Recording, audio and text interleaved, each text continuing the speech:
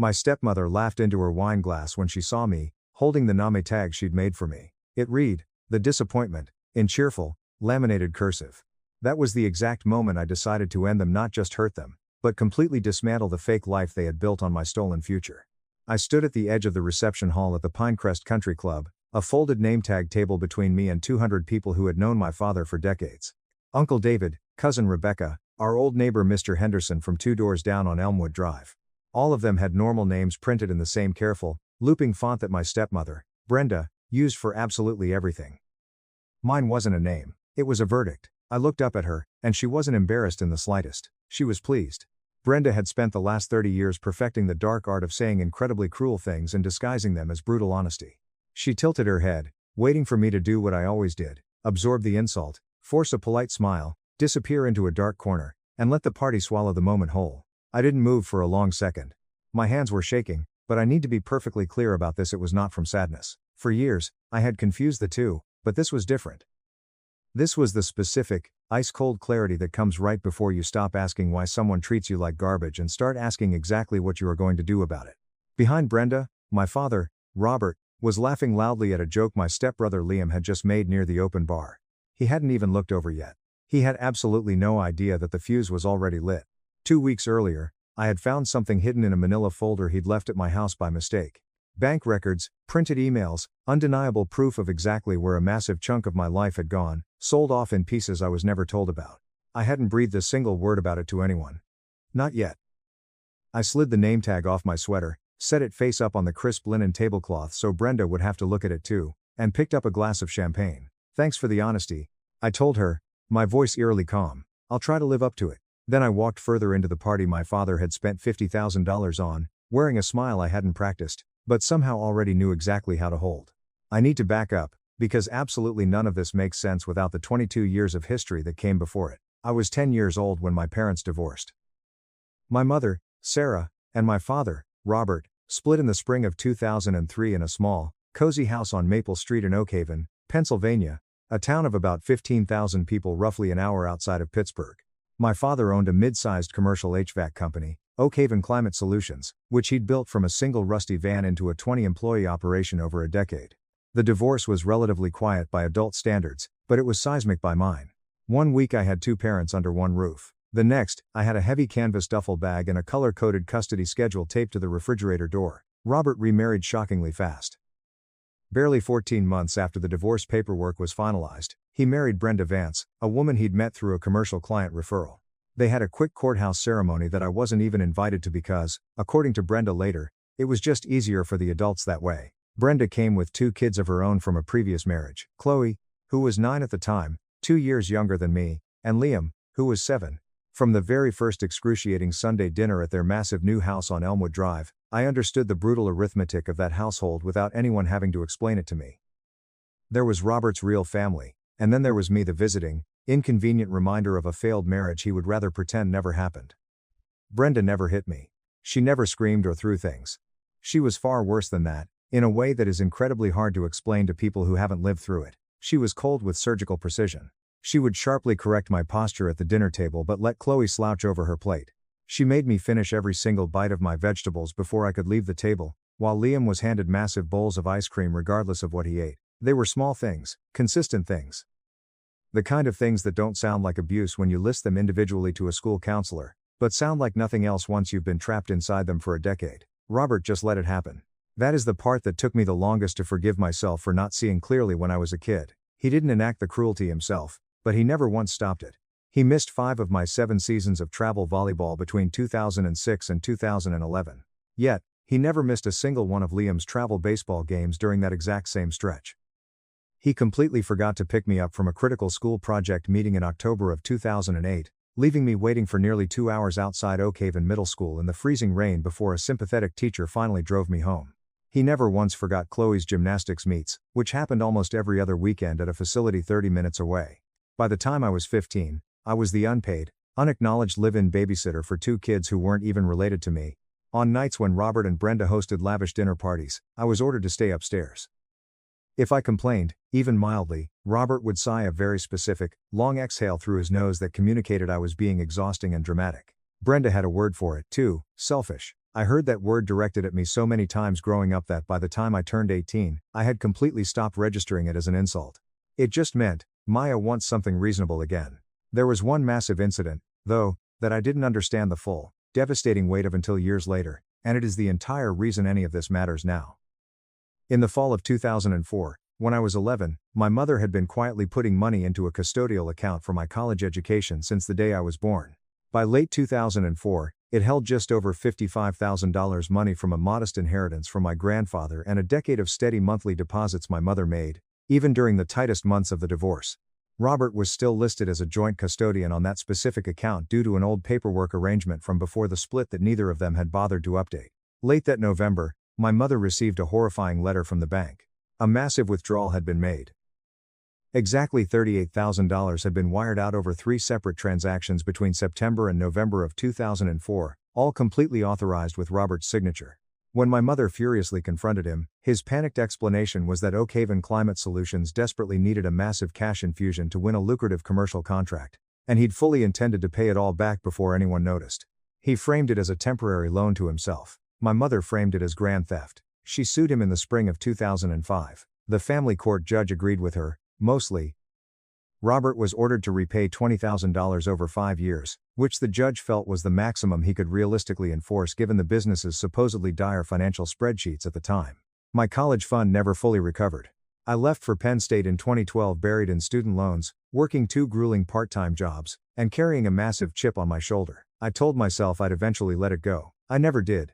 I just got incredibly good at hiding it, the same way everyone in that toxic family got incredibly good at hiding things from each other. What I absolutely did not know back then and wouldn't learn until decades later at a party, wearing a name tag that called me a disappointment, was where that $38,000 had actually gone. Everyone, including the angry judge, including my devastated mother, including me, believed the story Robert told under oath, that it went into the failing business. It hadn't. But I am getting ahead of myself, because between 2005 and the night of my father's 60th birthday party, there were 17 more years of smaller, suffocating cruelties. Each one small enough to swallow on its own, but each one part of a massive, sickening pattern I didn't fully see until I finally stopped being close enough to it to stay blind. I left for college in the fall of 2012, and I mostly stayed gone. I only came home for major holidays out of a pathetic mixture of lingering guilt and foolish hope. It was the same hope my Aunt Sarah kept trying to talk me back into for the next decade. Maybe things have changed, Maya. Just give him another try, Maya. He's still your father, Maya. Aunt Sarah, Robert's older sister, was the only person in that entire extended family who ever consistently treated me like I actually belonged somewhere. She used to sneak me $50 bills at Christmas when I was a broke teenager, folded tightly into greeting cards with handwritten notes that said things like, "You deserve so much more than this house gives you." But the pattern with Robert and Brenda didn't change. It just got quieter, much more polished, and significantly easier to disguise as normal, quirky family dysfunction instead of what it actually was, systemic financial and emotional neglect. In 2016, I was 25 and working my first real corporate job as a logistics manager at a major firm in Pittsburgh. I had saved meticulously, lived in a tiny, cheap apartment, and finally put together a solid down payment for a beautiful little condo. I called my father to tell him the news, foolishly expecting maybe a single moment of genuine pride. Instead, he immediately asked how much money I was going to need to borrow from him. When I proudly told him I didn't need to borrow a single cent, that I had saved it all entirely by myself, there was a heavy, deafening pause on the line that I can still hear clearly in my head.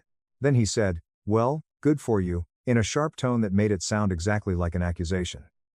That exact same year, Liam, who was then 21, completely wrecked a brand new car Robert had bought him for his birthday. Robert bought him a second car within 3 weeks.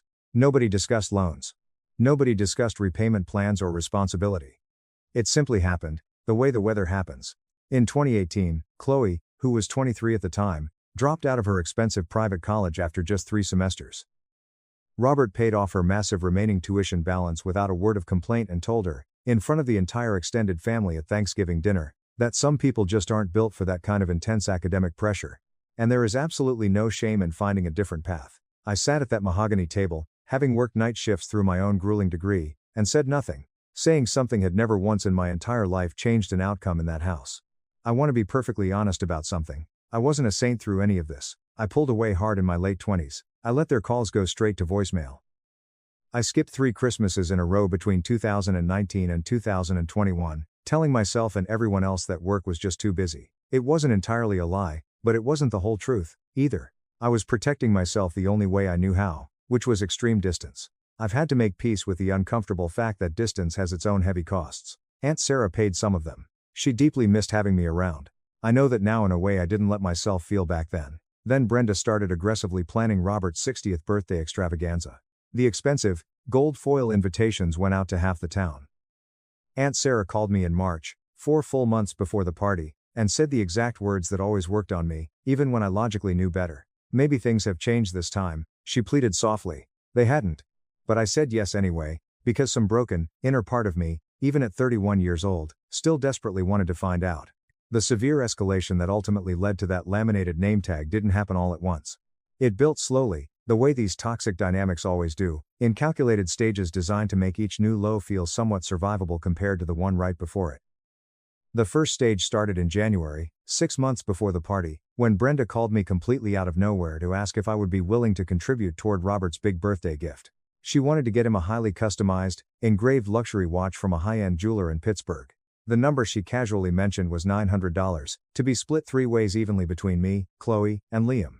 I said yes almost immediately, mostly out of ingrained habit, and Venmo'd her the $300 within an hour. 2 months later, in a family group text I was still barely included on, Brenda posted a glossy photo of the heavy watch on Robert's wrist with a gushing caption that read, "Chloe and Liam surprised their dad with the absolute most thoughtful gift today." He cried. My name wasn't mentioned once. When I brought it up privately to Brenda, trying to be gentle, she gaslit me instantly, telling me I was making a massive deal out of nothing and that the kids just wanted a special moment with their dad. "Surely you can understand that, Maya." She sneered. I let it go. It felt small enough to let go. The second stage came in April, when Chloe loudly announced her engagement to a man named Julian at a fancy family dinner I'd specifically flown in for. Robert cried actual, visible tears and immediately announced he would be paying for the entire wedding. No budget cap was mentioned. No number was attached. I congratulated Chloe sincerely. I actually like Chloe in the limited, extremely careful way you can like someone you were raised alongside but never actually raised with. She isn't intentionally cruel the way Brenda is. She has just never had a single reason to notice the glaring difference in how we were treated, because noticing would have cost her her comfortable reality. At that exact same dinner, when the conversation turned briefly to my life, I proudly mentioned I'd recently been promoted to regional director of operations at my firm. Robert said, "That's nice," and literally turned his back to me to ask Julian about their honeymoon plans in Bora Bora within 5 seconds. I counted. I actually counted sitting there, because counting the seconds felt like the only form of control I had left in that dining room. The third stage was in May, a month later, when Liam called me directly. This almost never happened. He called to ask if I could loan him $4,000. He had racked up massive sports betting and credit card debt that he didn't want Robert to know about, he claimed, because Robert had already bailed him out twice that year for smaller amounts, and he didn't want to endure another lecture. I told him, as gently as I could, that I couldn't do that. Not because I didn't have the money in my savings, but because I had learned the incredibly hard way that money in that family never stayed a secret loan. It always magically transformed into a twisted story about how generous everyone else was except me. Liam got quiet, then deeply annoyed, then said something that haunted me for weeks.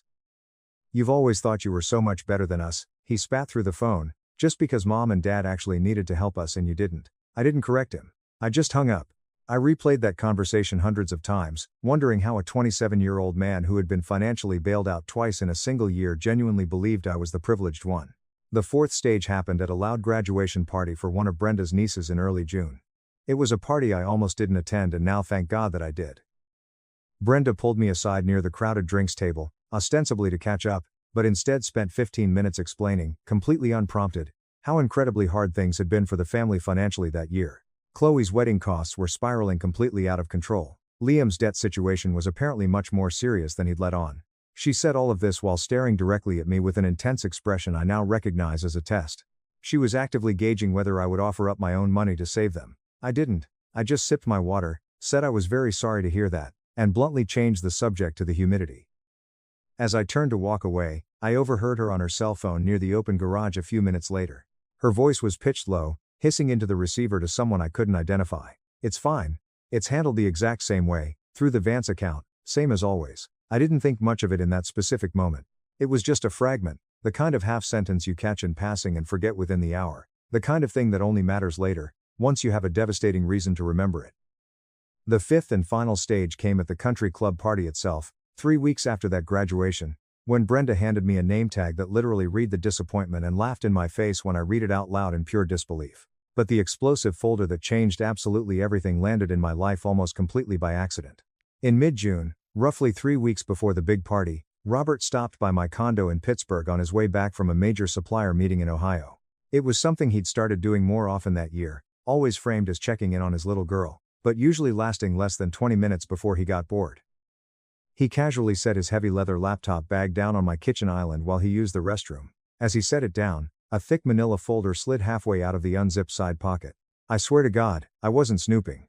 I was just moving the heavy bag so I could set down 2 hot mugs of coffee without spilling them. But as I touched it, I saw my own name written on the tab in Brenda's unmistakable handwriting. The same careful, looping cursive she used for the name tags. Maya College Fund, it read. I hadn't heard those 3 words put together since I was 17 years old. I told myself I would just glance at the top page. Robert was in the bathroom for maybe 5 minutes total.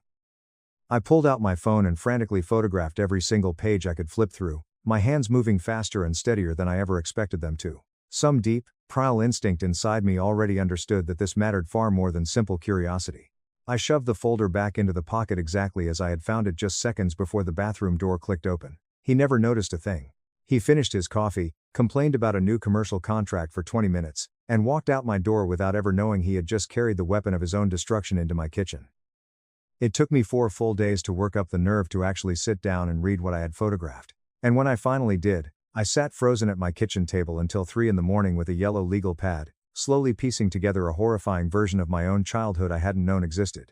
The folder contained incredibly detailed bank statements from 2004, the exact same year my mother's custodial account had been mysteriously drained.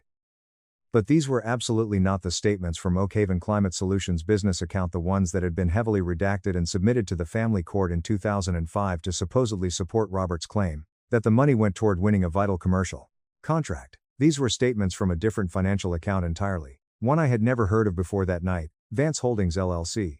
Vance was Brenda's maiden name. It was an entity officially registered in May of 2004, barely 6 months before the very first withdrawal from my college fund. And listed plainly as the sole managing member was Brenda's older brother, a man named Mark Vance. Exactly $38,000 had moved out of my mother's custodial account in 3 large transactions that fall. The printed folder showed exactly $35,500 of it landing cleanly in Vance Holdings LLC within the exact same 48-hour windows each time. It didn't go to the business. It didn't go to a commercial contract.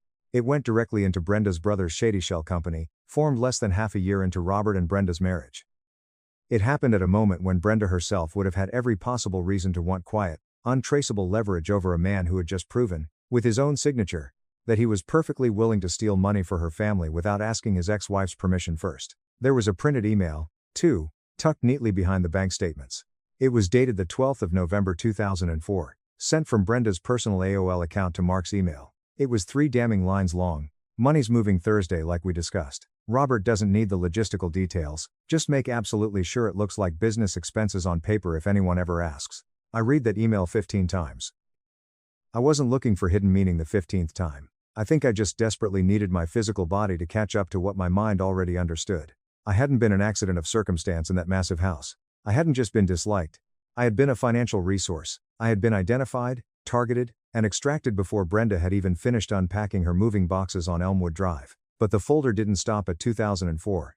There were much more recent pages too. Documents printed within the last 12 months. Records I now understood Brenda must have obsessively compiled for her own twisted reasons, maybe to track her endless leverage over Robert, or maybe out of the exact same neurotic instinct for documentation that made her write my name in careful cursive on a folder tab. There were wire transfers from 2023 and 2024. Smaller amounts, this time $4,000 and $5,000 at a stretch, moving directly from a joint checking account Robert shared with Brenda into Vance Holdings LLC again. The exact same entity, still highly active 19 years later. One specific transfer, dated just 12 weeks before the birthday party, was for $8,500. It was clearly labeled in the memo line, Chloe, wedding overflow.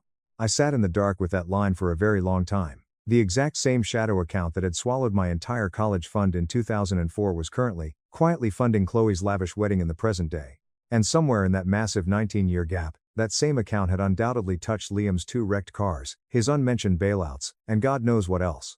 It wasn't the HVAC business absorbing family money unevenly, the pathetic story I had told myself for years to somehow make sense of the glaring unfairness. It was a dedicated pipeline. It was built early and maintained incredibly carefully, moving massive resources toward Brenda's children and Brenda's family, while I was handed student loan denials and a cruel joke printed on a laminated name tag. I photographed the folder's contents a second time, on a completely different device, and backed everything up to 2 separate cloud drives. Then I sat back in my hard kitchen chair and felt something heavy and dark settle deep in my chest that had been loose and aching for 22 years. It wasn't relief, exactly. It was much closer to the feeling of finally reading the last page of a confusing thriller you'd been forced to guess the ending of for most of your life, only to realize the ending had been viciously cruel all along. Just cruel in a specific shape you hadn't expected. I didn't tell my mother right away. I didn't tell Aunt Sarah either, though I picked up the phone to call her twice. I made a different decision instead. One that surprised even me with how incredibly calm and terrifyingly cold it felt once I'd locked it in. I was absolutely not going to confront Robert and Brenda privately in a kitchen where they could easily manage the narrative, twist the truth, and gaslight me the way they had managed every single story for 2 decades. If this explosive truth came out, it was going to come out in front of the one audience they had spent 30 years meticulously curating. Everyone who firmly believed Robert was a devoted, hard-working father and Brenda was a saintly woman who had simply, understandably, favored her own children a little bit. I made 3 pristine, high-quality copies of the most damning pages. I tucked them into a plain manila folder of my own, and I put it in the bottom of my leather tote bag 3 weeks later on the bright morning of the party. I wasn't entirely sure yet whether I would actually have the nerve to use it. I didn't know exactly how the night would unfold. I only knew, standing in my bathroom mirror that morning fixing my hair, that I was not walking into that country club as the same broken person who had walked out of every other family gathering for the last decade. Something fundamental in me had already decided the violent outcome before I had even put on my heels, UPDAT1. So, there I was. Standing near the name tag table under the glittering chandeliers, with the folder already heavy in my bag, watching Brenda wait for me to fold. Robert found me first. He drifted over from the open bar with a scotch in his hand, wearing that particular, empty smile he reserved strictly for guests, the one that never quite reached the exhausted version of his face he used for family. "Didn't think you'd actually come," he said, taking a sip, acting like my mere presence was a mild inconvenience he'd been bracing for all week. "Wouldn't miss it for the world," I said, and I meant it, though not in any way his small mind could have understood yet. He asked nothing real, the exact way he never had. Not a single word about my stressful job, not about the massive promotion I'd mentioned 2 months earlier, not about the quiet, successful life I'd built 2 hours away without a single dollar of his help. When I mentioned, almost as a deliberate test, that I had recently closed on a second property, a small duplex I planned to fix up and rent out, his face did something I recognized instantly. A rapid flicker of deep discomfort quickly disguised as extreme disinterest. He liked me so much better as a cautionary tale. The struggling daughter who needed things, who could be easily managed with the occasional guilt trip about family loyalty. A daughter who didn't need absolutely anything from him was a daughter he had zero leverage over, and Robert had built his entire concept of fatherhood around leverage. Brenda appeared beside him a moment later. She looked radiant in an expensive emerald green dress Chloe had clearly helped her pick out. She was beaming at some joke Aunt Sarah had just made a few feet away. She turned to me with the exact same calculating expression she'd worn at the drinks table in June, testing. Watching. "Well, at least she finally did something responsible with her money," Brenda said loudly, ensuring the small cluster of wealthy people near us could hear her clearly. Her eyes flicked briefly toward Robert, checking to see if the cruel line landed the way she wanted it to. That was it. That was the exact line that broke the dam. Though I want to be completely honest that it wasn't really about that one specific sentence. It was about every single sentence that had come before it, stacked heavily over 22 years, finally reaching a towering height I couldn't pretend not to see over anymore. I turned fully to face her, and I made myself go very, very still. It was the exact way I used to freeze when I was a kid, bracing for a screaming lecture I knew wasn't fair but had absolutely no power to stop. Except this time, the extreme stillness wasn't fear. It was pure arithmetic. I was doing rapid math in my head, converting decades of small, suffocating cruelties into a single, undeniable number, and the number I confidently landed on was 0. 0 more years of this abuse. 0 more laminated name tags. 0 more folders left unopened out of some misplaced, pathetic loyalty to a family that had never once extended a shred of that loyalty back to me. "I have to ask," I said, keeping my voice incredibly light, almost genuinely curious, "whose brilliantly funny idea was the name tag?" She laughed. It was an easy, highly practiced laugh, the exact kind she used whenever she wanted to make someone else's totally valid discomfort look like an insane overreaction. "Oh Maya, you always take things so incredibly personally." "Right," I said, nodding slowly. "Hilarious." She shrugged dismissively and sipped her expensive wine, glancing past my shoulder at another wealthy guest she clearly wanted to go greet instead. If you spent significantly less time being so terribly angry about the past, Maya, you might actually enjoy yourself for once. Something inside me went completely, terrifyingly quiet. The exact way a room goes dead silent right before a massive storm shatters a window. I thought about the printed email burning a hole in my bag. Money's moving Thursday like we discussed. Robert doesn't need the logistical details. I thought about the recent wire transfer explicitly labeled Times Chloe, wedding overflow, and the 2 brand new cars Liam had wrecked and replaced without facing a single consequence. I thought about the $20,000 my exhausted mother had clawed back out of a total that should have paid for 4 full years of my life outright. I thought about 11-year-old me sitting shivering in the rain outside Oakhaven Middle School for 2 hours, genuinely believing I had simply been forgotten, when the reality was so much darker and colder than simple forgetting. I raised a hand, palm up, almost gentle. Actually, Brenda, I think you're totally right, I said clearly. It is a joke. I lifted my champagne glass higher, catching the bright light from the massive chandelier directly above the dance floor. I tapped my fork against the crystal. Clink. Clink. Clink. The ambient sound of silverware and chatter around me slowly died down as people noticed. So, I've got a joke too, I announced. The entire room turned toward me. It happened the way crowds do when they collectively sense something historic is about to happen, something they will be gossiping about for years. Conversations died mid-sentence. The DJ instinctively lowered the jazz music. Someone near the bar set down a heavy glass a little too carefully. Robert's jaw tightened in a very specific way I'd seen only twice before in my entire life, both times right before he lost a massive argument he knew he couldn't win honestly. Brenda's smug smile stayed fixed firmly in place, frozen at the exact angle it had been a second earlier, waiting for me to do what I'd always done: fold, apologize profusely for making things awkward, laugh it off, and let the night continue exactly as she planned. I didn't fold.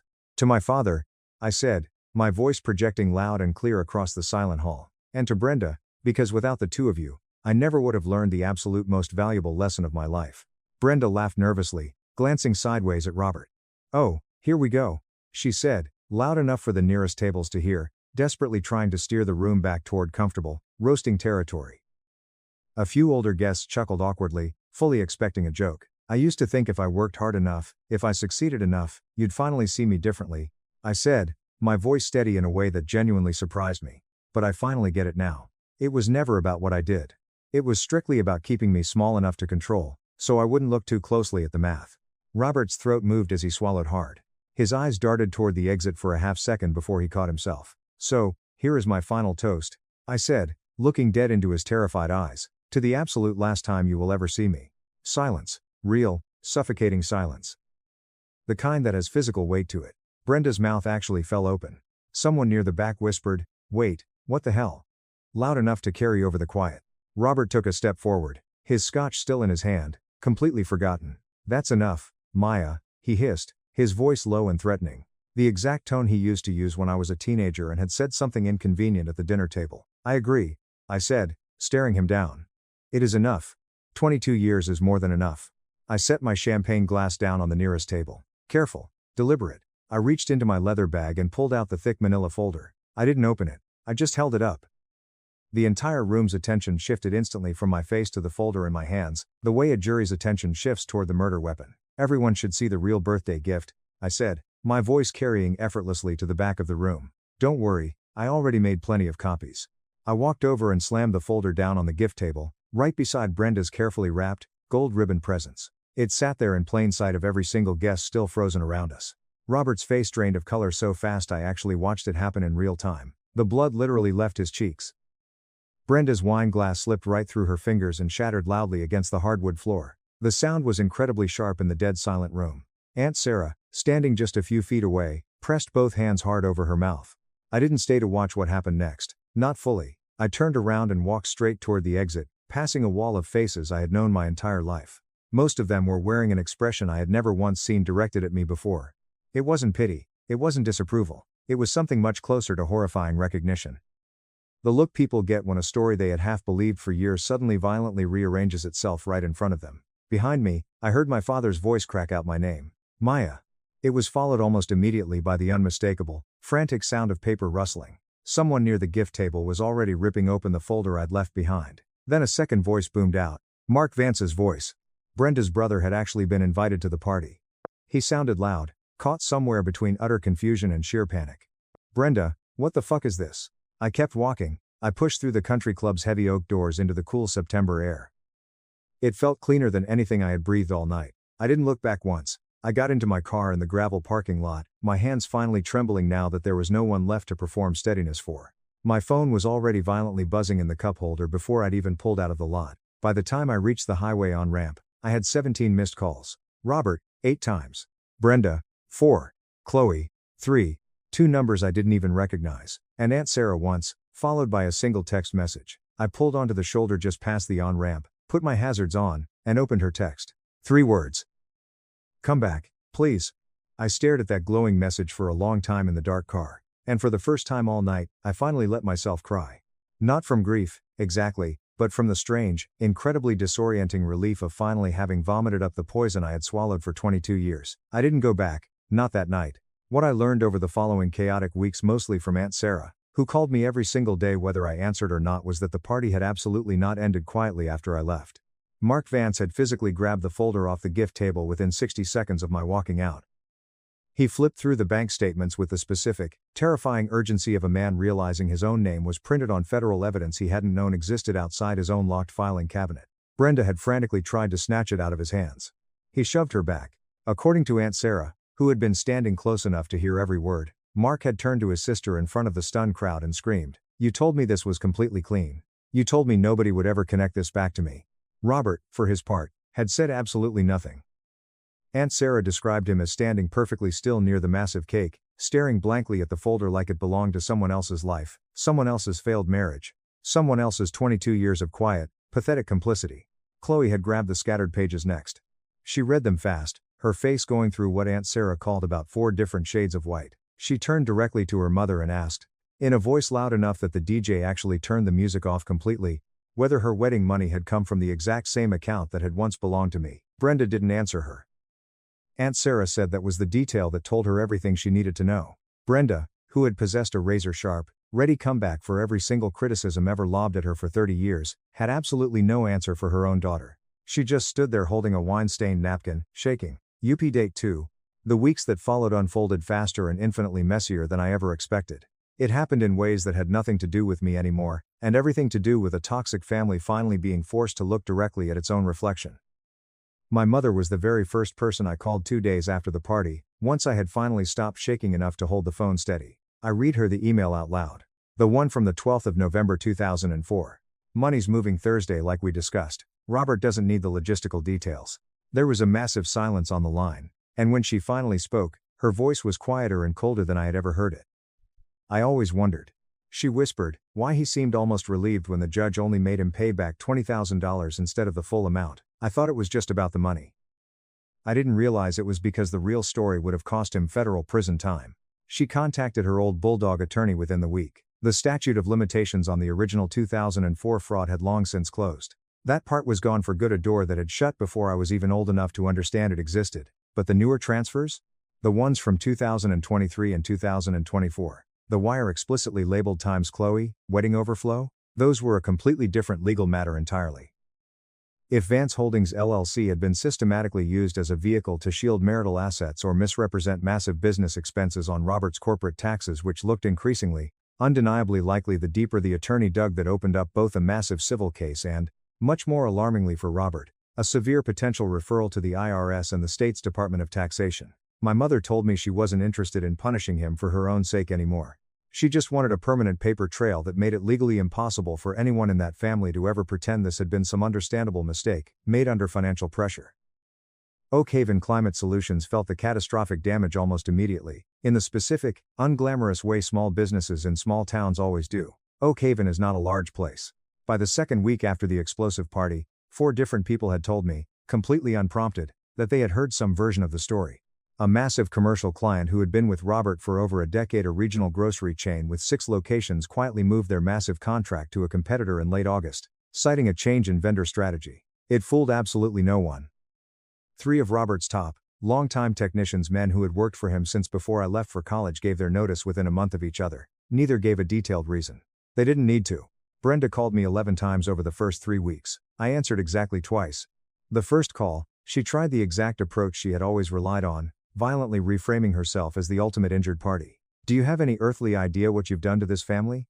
she screamed, her voice tight with an anger that sounded almost like grief. "Your father is completely devastated. Chloe won't even look at me. And for what, Maya? Ancient history?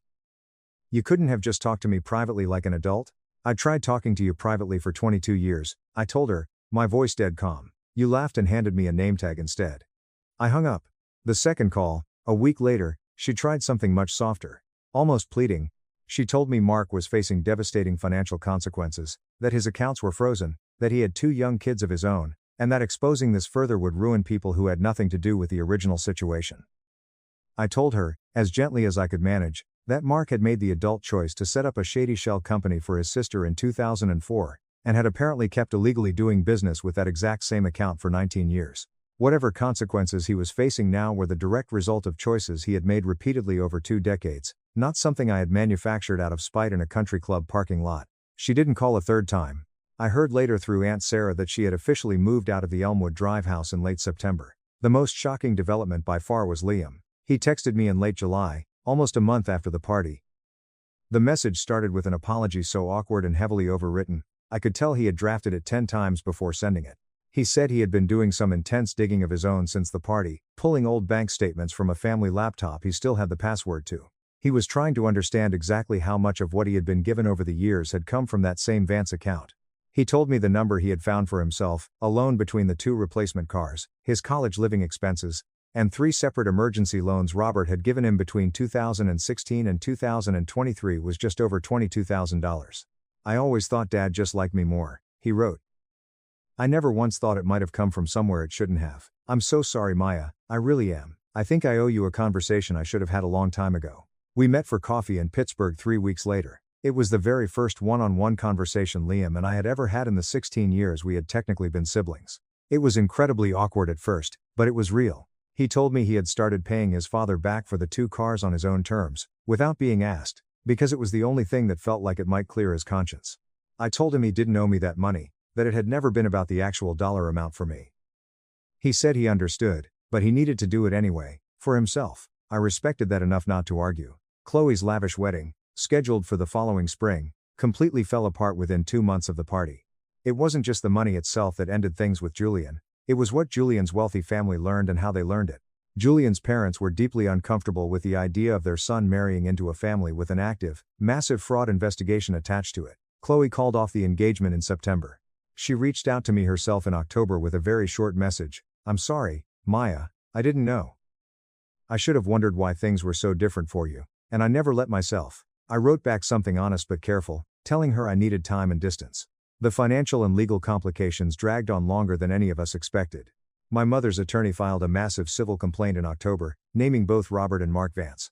Mark, facing the terrifying possibility of his own business dealings being scrutinized by the feds, settled extremely quietly in December, agreeing to a massive payment that never made the local paper. Robert fought the case for a few months longer, liquidating part of his retirement account to pay his lawyers, before settling himself in February for an amount that finally, actually forced him to sell the commercial property Oak Haven Climate Solutions had operated out of for a decade. The business didn't fully collapse, but it became a hollow shadow of what it used to be. There was one more piece of fallout I didn't expect.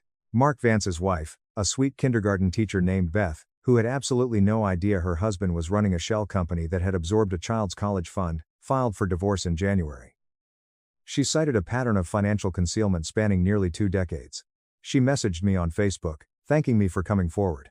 Aunt Sarah became, in the months after the party, something closer to real family than anyone else in that entire web of people. We started talking every Sunday. She told me things I never knew, that she had screamed at Robert privately for years about how I was treated, that she was the one who secretly coordinated rides so I wouldn't be the only kid standing alone after soccer practice. By winter, Robert and Brenda finalized their divorce. It was the second divorce of my father's life, and this time, absolutely no one was surprised. Brenda moved to a different county entirely to stay with a friend. It's been almost 2 years now. I still live in Pittsburgh. I renovated that duplex and sold it last spring for a massive profit that finally, quietly, more than made up for what that court-ordered $20,000 never could. I started intense therapy, and my therapist told me something that reframed everything. Children raised the way you were often spend their whole adult lives waiting for a single moment of vindication. But vindication doesn't undo 22 years of damage. It just gives you somewhere solid to stand while you do the slower work of undoing it yourself. She was right. The folder gave me the dramatic moment I'd fantasized about, but it didn't magically fix me. It just cleared the toxic debris out of my way. Robert reached out exactly once. In November, not a call, but a physical letter. It was 3 pages of defensive, pathetic explanation. He never once used the word sorry. He used the word regret twice, both times explaining why he was actually the victim of Brenda's pressure. I read it twice, put it in a drawer, and never replied. I think about the name tag sometimes. The disappointment. For years, I thought it described how my family saw me. What I understand now is that it was a mirror held up at the wrong angle.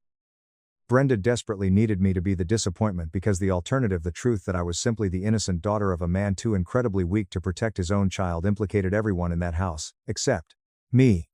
I don't regret the toast. I don't regret walking out, or the folder, or dropping the bomb that leveled their lives, but I want to be brutally honest. I still feel the massive loss of what could have existed instead. Somewhere, in a version of my life that never happened, there is a father who actually showed up, who never let his wife hand me that name tag, who protected his 11-year-old daughter's future. That man does not exist. He never did.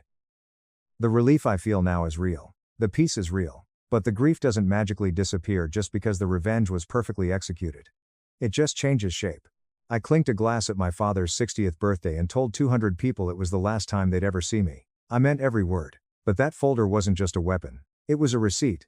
Proof, finally in writing, that I had never been the disappointment. I had only ever been the one who was disappointed, for much longer than anyone in that family ever had the decency to notice.